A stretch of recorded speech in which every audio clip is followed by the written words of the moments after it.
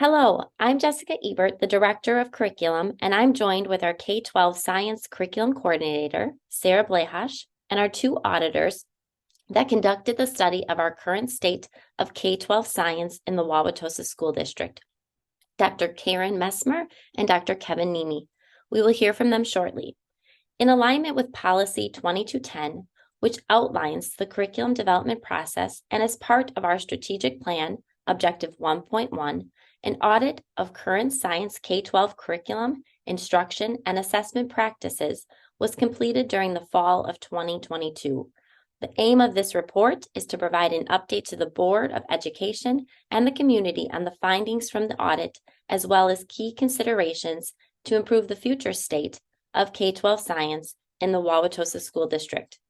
At this time, I will turn it over to our auditors and let them start telling you a little bit about themselves.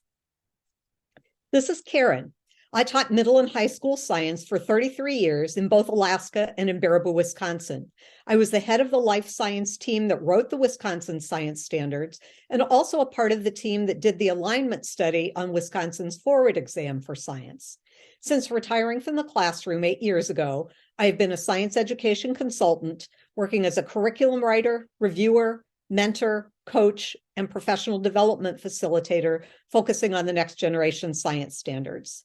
Along with four co-authors, I am currently writing a book for new science teachers. I continue to be active at the local, state, and national levels in professional organizations. This is Kevin. I taught undergraduates, conducted education research, designed, developed, and conducted professional development programs in science for K-12 teachers, and consulted with many Wisconsin school districts and other educational systems during my 25-year career at UW-Madison. I retired from the UW in 2021. My background is I received my PhD from the University of Minnesota in plant physiology, plant biochemistry, and came to the Madison area to do a postdoc in the biochemistry department at UW-Madison. I am now an emeritus director with the UW-Madison and continue to engage with the science education community through my role as an executive officer. I'm the chief financial officer for the Wisconsin Society of Science Teachers. I have also taught an advanced placement summer institute in biology for over 10 years, engaging with high school biology teachers. I co-authored a book for NSTA Press, that's the National Science Teaching Association, on the NGSS, and the book was called Introducing Teachers and Administrators to the NGSS, a Professional Development Facilitator's Guide. This is Sarah. I'm the K-12 Science Curriculum Coordinator. I was hired here in Wauwatosa in spring of 2022. Prior to this role, I've served as the STEM Director of Curriculum and Instruction at Carmen Southeast High School in Milwaukee, and as a high school science teacher and department chair in the Phoenix, Arizona area. Shifting science instruction to a more inquiry-based, student-centered approach has been the cornerstone of my work in teaching, leadership, curriculum development, and my own research. I received my doctorate in leadership and innovation from Arizona State University in 2018 and have published research and contributed to projects on professional development around the role of transformative learning in reshaping teacher practices for the Arizona Department of Education, as well as the various school districts and organizations that I have worked with over the years. In collaboration with Jessica and our auditors, and outlined in Policy 2210, we have developed a multifaceted data collecting process to build a comprehensive understanding of science in the Wauwatosa School District. This study engaged all stakeholders, elementary, middle, and high school teachers, as well as caregivers, and included in-person classroom observations, targeted focus groups held both in person and via Zoom, general drop-in office hours, both in person and on Zoom, and extensive surveys. A final report was developed in response to this evaluation of current practices. In addition, key considerations and recommendations have been identified in response to research, standards, and the vision of science in the state of Wisconsin. Our state has articulated a vision for science. This vision serves as the foundation for school districts to lean on as they consider what science should look like for students within their organization. That vision reads, by the end of 12th grade, all students have some appreciation of the beauty and wonder of science, possess sufficient knowledge of science and engineering to engage in public discussions on related issues, are careful consumers of scientific and technological information related to their everyday lives, are able to continue to learn about science outside of school, and have the skills to enter careers of their choice, including but not limited to careers in science, engineering, and technology. To accomplish this vision, we know that all students must have access to rigorous, standards-based science instruction that connects to their communities and cultures. The Wisconsin Department of Public Instruction, along with science education organizations around the state, continue to emphasize equitable and accessible learning for all. As we developed the audit process, we kept this vision in mind. This vision statement has grounded our work throughout the audit process as we studied the current state and considered what must be in place for Wauwatosa to realize this vision moving forward. The final report we developed communicates the current state of science in Wauwatosa that we observed.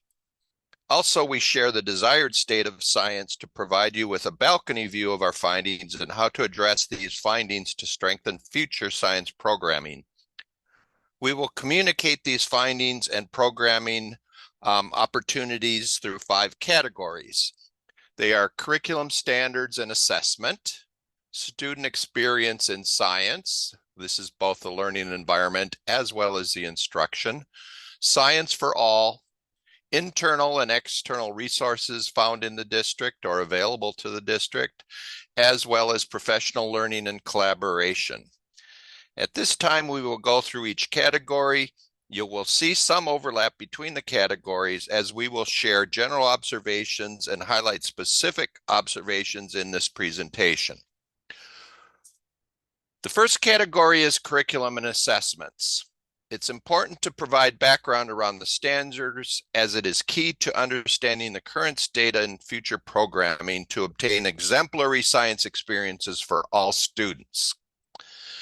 The next generation science standards, or as I will refer to them, NGSS, were written and reviewed by state teams based upon the book, A Framework for K-12 Science Education, Practices, Cross-Cutting Concepts, and Core Ideas.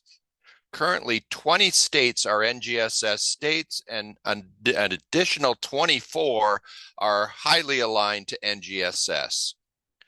Both Karen and I were appointed to the Wisconsin NGSS WSS, another acronym, Wisconsin Science Standards, writing team and review team. Furthermore, the Wisconsin Science Standards are based on the NGSS with an estimated 99% alignment between the 2 documents. The key to the standards, NGSS standards, are that they are integrated in 3-dimensional statements that connect the disciplinary core ideas with cross-cutting concepts and obtain information through the practices of science and engineering.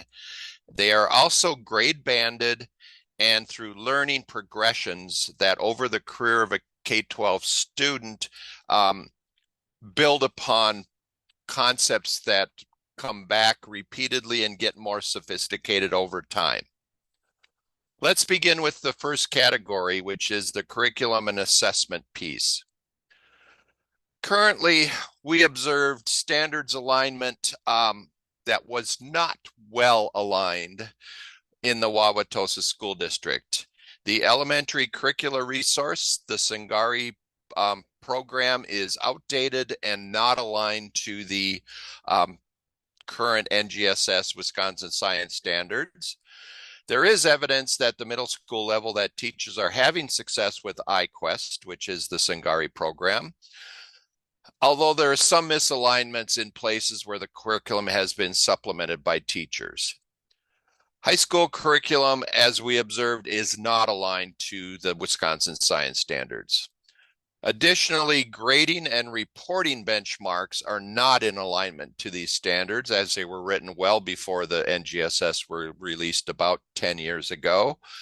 And again, middle school is most closely aligned, but there is work needed to be done to align them better. So some of the key considerations we identified for the curriculum and assessment are we need a coherent scope and sequence for each grade level and course in the district. And these curricula that are adopted need to align to the next generation science standards so that all classrooms have the presence of storyline activities as well as phenomena-centered activities, which are at the heart of the Wisconsin science standards. We do want careful and intentional consideration around the science curricula at the elementary level, as research has shown most students either go down the path of being science literate or science interested at a very early age in their career in the classroom. So this also requires adoption of NGSS aligned science assessments. The second category we've called student experience in science. Currently, schedules and minutes are a challenge at the elementary and high school level. Due to the demands of literacy and math at the elementary level, time for science is very limited. At the high school level, there's a short period of time for science class, which makes it difficult to complete investigations that are at the heart of NGSS. We heard from one focus group that high school teachers sometimes have to tell students the results of the labs since they don't have the time to finish them during class. Much of the instruction was teacher-directed, especially in high school classrooms. During our observations, it was predominantly teacher-led explaining rather than the students discussing their thinking and making sense of the science. For science classrooms to be effective and follow what educational research recommends, there should be student-to-student discussions about science and not a reliance on teachers giving the answers. The science and engineering practices, like asking questions, planning and conducting investigations, and argumentation for evidence, are limited or not apparent throughout elementary and high school. Some developing and using modeling, analyzing and interpreting data, as well as constructing explanations took place at the high school level, but those practices need to be emphasized more. The practices are incorporated into the middle level curriculum. So, key considerations for a desired state. According to Kevin Anderson, the DPI science education consultant, there are 5 elements to strengthen the student experience in science. These are consistent with NGSS/WSS.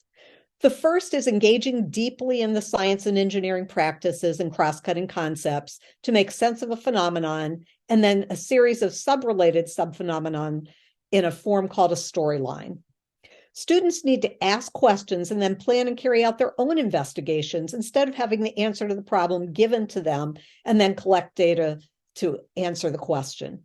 They need to argue their ideas with each other, use mathematical and computational thinking, as well as obtain, evaluate, and communicate information. Students should be the one doing these practices and not the teacher telling them what to do.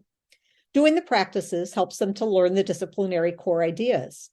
The cross-cutting concepts are themes that go across science disciplines such as cause and effect, stability and change, and patterns. Second is connecting to phenomena that are relevant to their communities and everyday lives. There should be a relevant phenomenon, something in the natural world that needs to be explained, that is at the beginning of a unit of science. A 6th grade example is that lake trout population declined in Lake Michigan.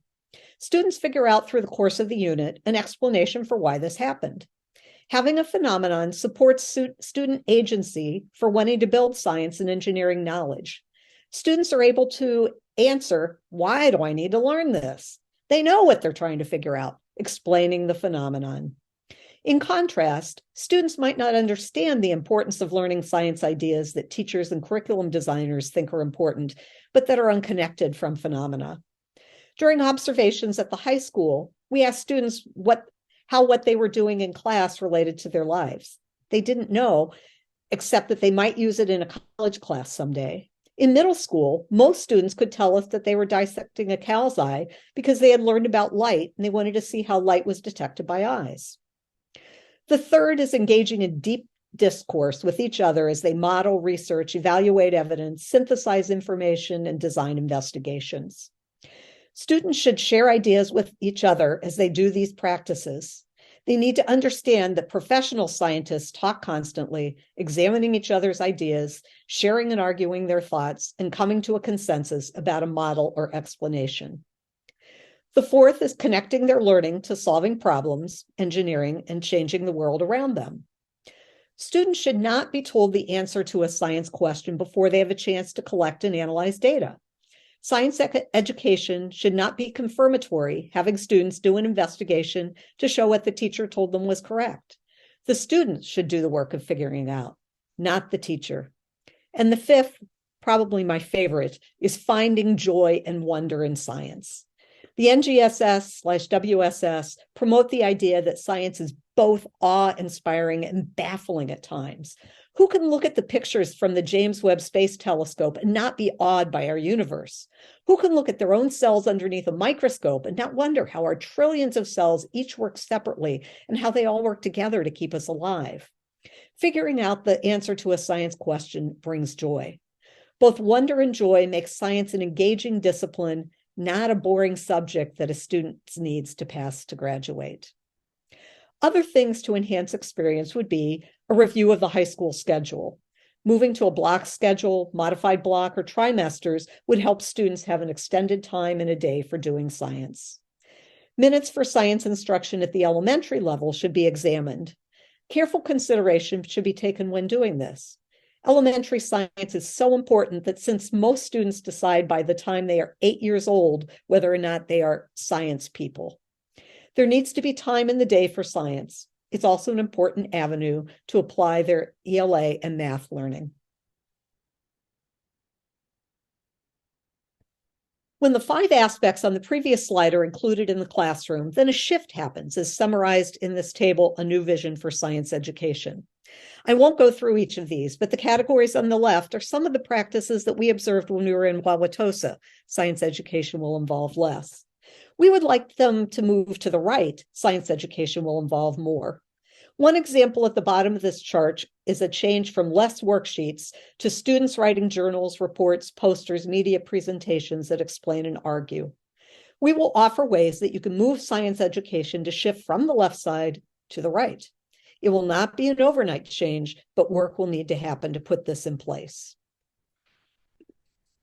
The third category that we categorized our observations and made some recommendations is in Science for All. This is an important lens to understand that the NGSS science standards were written for all students. Currently, we saw significant differences in regular and advanced courses and programming at the high school level. This is, unfortunately, we also observed that there was a racial makeup difference between the regular and advanced classes that needs to be addressed. We also heard from parents during the focus groups that they were very confused about the difference between regular and advanced classes, and were actually confused about how their students got into some of the courses they were in. At the middle school level, there is little support for the variance of learner needs within the classroom.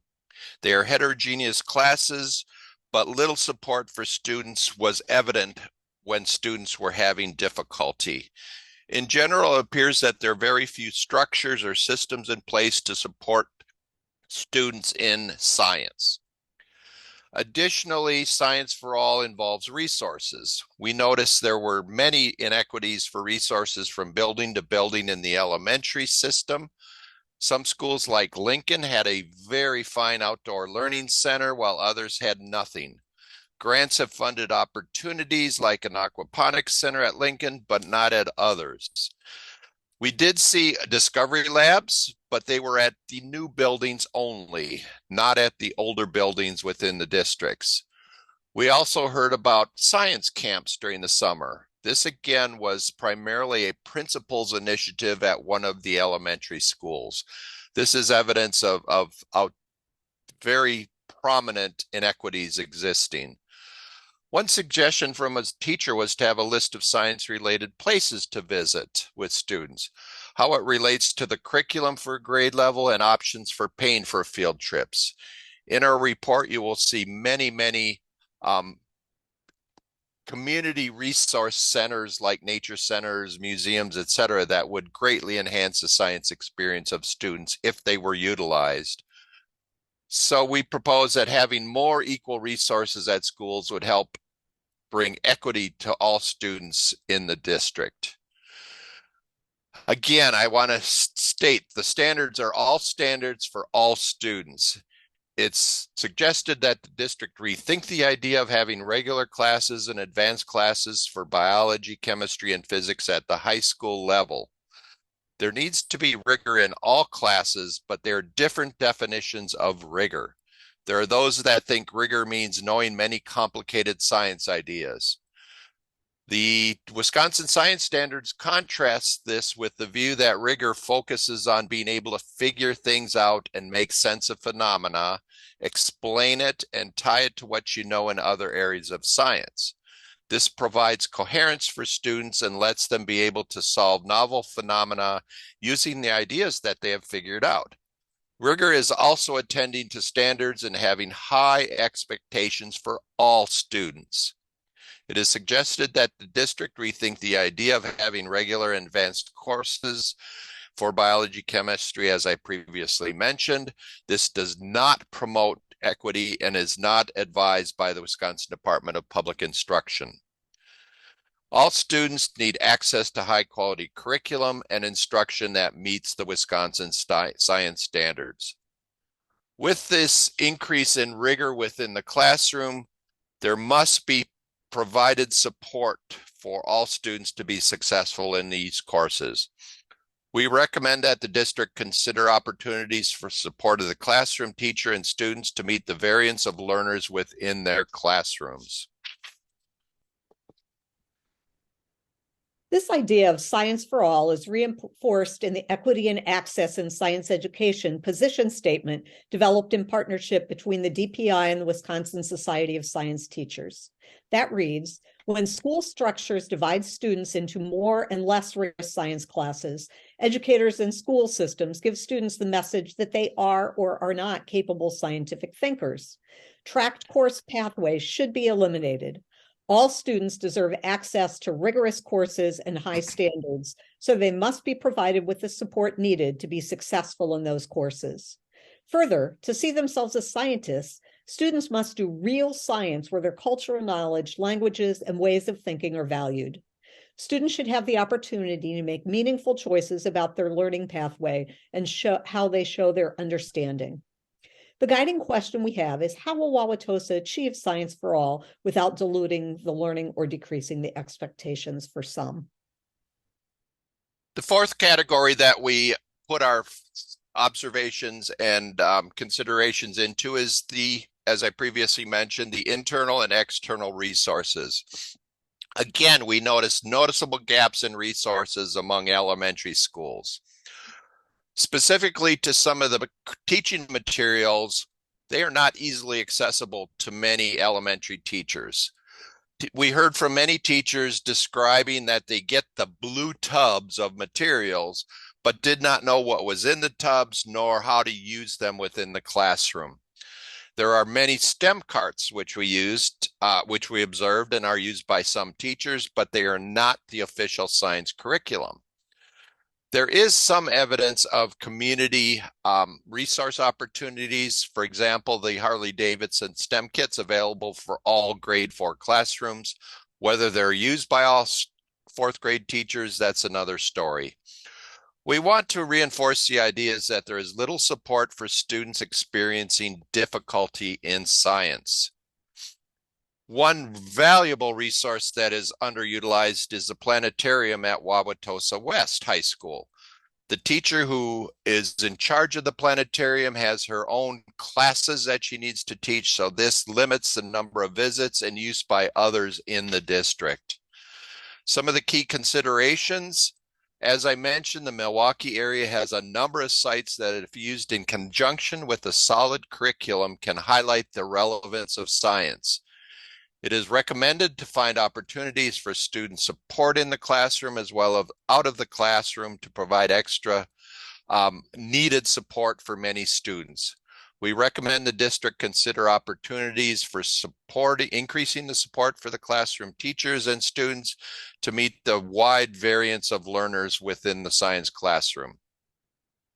A teacher team is a good start for initiating, discussing, and implementing change, but more science leadership is needed for a district the size of Wauwatosa. At least one science coach at the middle school level would help teachers directly and have a positive effect. And lastly, there could also be a dedicated person in each elementary school that would help put a focus on science and help teachers.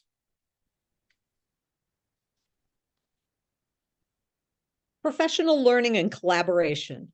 In order to achieve the vision for science in Wisconsin, we feel strongly that professional learning and collaboration be supported by the district. We found that there's a general lack of time for science collaboration and strategic professional learning. We heard through multiple avenues that other contents like math and ELA are prioritized and science has been neglected. Our future recommendations include extensive professional development for teachers so that they can transition the student experience from a set and get classroom where the teacher talks and students listen to one where students talk to learn. It's strongly suggested that collaboration happens between teachers at the same grade level, band, meaning elementary, middle school, high school, and between those 3 grade level bands. It's very important that teachers from K-12 collaborate so that they see the progressions of disciplinary core ideas, science and engineering practices, and cross-cutting concepts, and can give students a coherent science education. It's recommended that a district-wide science committee be initiated to keep discussions going. This would ensure representation from all grade levels to help with implementing the key considerations from the audit.